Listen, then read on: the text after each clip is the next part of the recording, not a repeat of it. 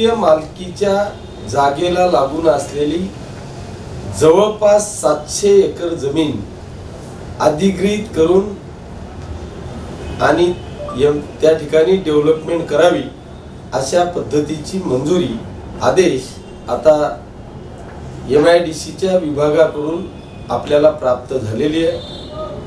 मी या MIDC मध्ये निश्चितपणे पहिल्यांदा उद्योग मंत्री माननीय सुभाषजी देसाई साहेब, या राज्याचे मुख्यमंत्री माननीय देवेंद्रजी फडणवीस साहेब यांचे मनापासून आभार मानेल की खऱ्या अर्थाने दुष्काळी असलेला हा आमचा भाग आणि या भागामध्ये असलेला आमचा बेरोजगार तरुण या सगळ्यांकडे पाहता आजची ही MIDC जी मंजूर झालेली आहे ही खऱ्या अर्थाने एक इतिहासाच्या सुवर्ण अक्षरात लिहिण्यासारखा हा माझ्या दृष्टीने विषय आहे। आणि म्हणून ही जी MIDC आज मला मंजूर झाली, या MIDC करता खूप मोठा प्रवास मला करावा लागलेला आहे। तो प्रवास म्हणजे मी 14 मध्ये निवडून आलो आणि डोक्यात एक सातत्याने होतं की आपल्या मतदारसंघात काही झालं तरी MIDC मंजूर झाली पाहिजे। सातत्याने त्याच्या मागे लागलो। मी पहिलं पत्र दिलं 4/3/2015 ला माननीय सुभाषजी देसाई साहेब यांना हे पत्र दिलं आणि यावेळेस माझ्याकडे 2 जागा उपलब्ध होत्या। एक पिंपळगाव हरेश्वरची जागा होती की मोठ्या प्रमाणात तिथे शासकीय जागा होती, दुसरी जागा होती नगरदेवळा स्टेशनला लागून की ती निंभोरा ग्रामपंचायत आणि कोटली ग्रामपंचायतच्या माध्यमातून ती जागा होती। आपण अशा पद्धतीने पहिलं पत्र दिलं आणि मी सातत्याने या MIDCचा पाठपुरावा करत राहिलो।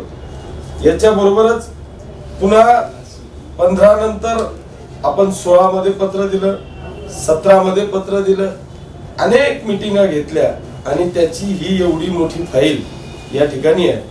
परंतु हे सगळं करताना मला आता यश आलेलं आहे। मला खात्री आहे की या मधल्या पिरियडमध्ये मला आत्मविश्वास होता की या जागेवर आपण MIDC मंजूर करणार म्हणजे करणार।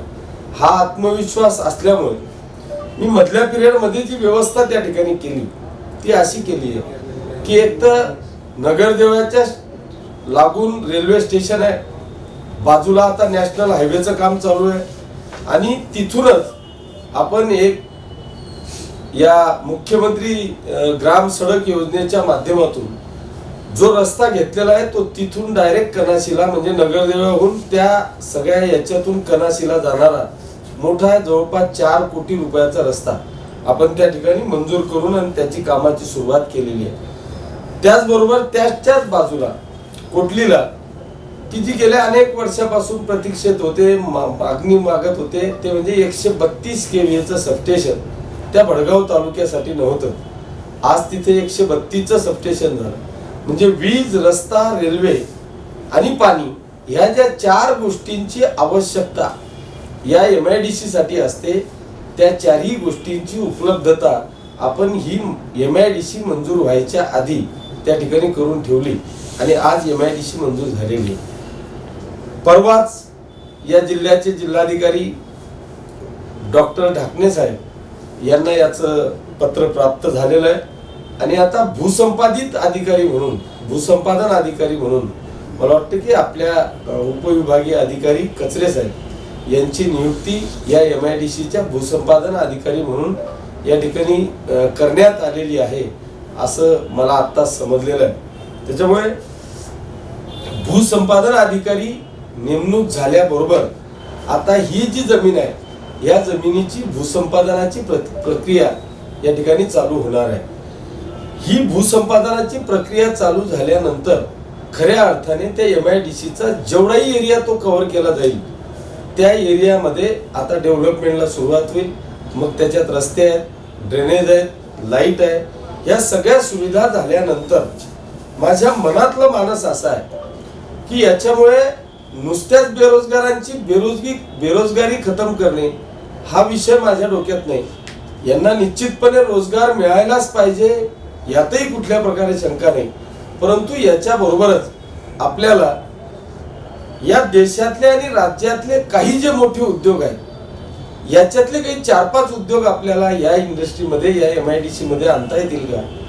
जर ते उद्योग आले तर उद्या बेरोजगारी तर संपेलच, पण बेरोजगारीच्या बरोबर जर शेतीवर आधारित असलेले काही उद्योग आपण 2-4 या MIDC मध्ये आणू शकलो. उदाहरणार्थ आपण जर का या जिल्ह्याचा विचार केला तर इथे जेव्हा कापूस उत्पादक शेतकरी नव्हता त्यावेळेस सूतगिरण्या होत्या. आता कापूस उत्पादकाचा एवढा मोठा शेतकरी तयार झालाय पण सूतगिरण्या नाही आहेत. इथे ऊसाचा शेतकरी नव्हता तेव्हा साखर कारखाने होते. आता लोक ऊस लावायला लागले, साखर कारखाने बंद पडले. इथे मक्याचा उत्पादक शेतकरी नव्हता त्यावेळेस जिल्ह्यात स्टार्च फॅक्टरी होती. आता शेतकरी मकात लावायला लागलाय, स्टार्च फॅक्टऱ्या बंद आहेत. तर ह्या ज्या काही शेतीवर आधारित असलेले काही उद्योग जर का मी या MIDC मध्ये आणू शकलो तर जी काही शेतकऱ्यांची जी अनेक वर्षापासूनची मागणी आहे की आम्हाला हमी भाव मिळावा किंवा आम्हाला एक ठरवून दिलेला त्या पद्धतीचा जर भाव मिळाला तो शेतकरी निश्चितपणे त्या पद्धतीची पिकाची उत्पादन क्षमता बघून ते पीक काढून आणि निश्चितपणे एक चांगल्या पद्धतीची शेती, खात्रीस लायक शेती त्या ठिकाणी करू शकतो. आणि म्हणून अशा पद्धतीने शेतीवर आधारित असलेले उद्योग मला या ठिकाणी आणता येतील का हे आता खऱ्या अर्थाने माझ्या समोरचं लक्ष आहे की जेणेकरून शेतकरी आणि शेतकऱ्यांचा तरुण की जो आज बेरोजगार होऊन दिशाहीन झालेला आम्हाला दिसतोय, हा कुठेतरी आज जर का आपण पाहिलं तर अनेक मुलं असे आहेत की ज्याचं BA, BCom, BSc, BE असे शिक्षण घेऊन सुद्धा त्याला नोकरी करायला कुठेतरी बाहेर जावं लागतंय.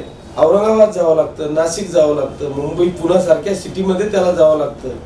इथे कुठेच नाही भेटलं तर तो गुजरात शोधतो आणि तिथे जाऊन आपला उदरनिर्वाह करण्याचा, आपल्या पोटाची खडगी भरण्याचा प्रयत्न करतो.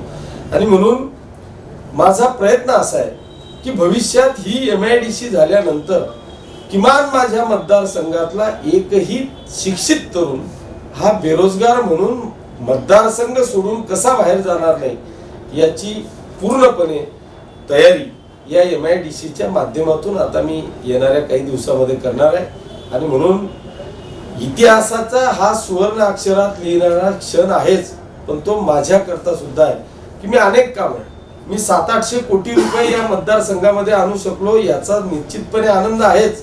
पण खऱ्या अर्थाने एक महत्वाचं काम या निधीच्या बरोबरच MIDCच्या रूपाने मी या मतदारसंघात आणू शकलो याचा मला रास्त अभिमान आहे.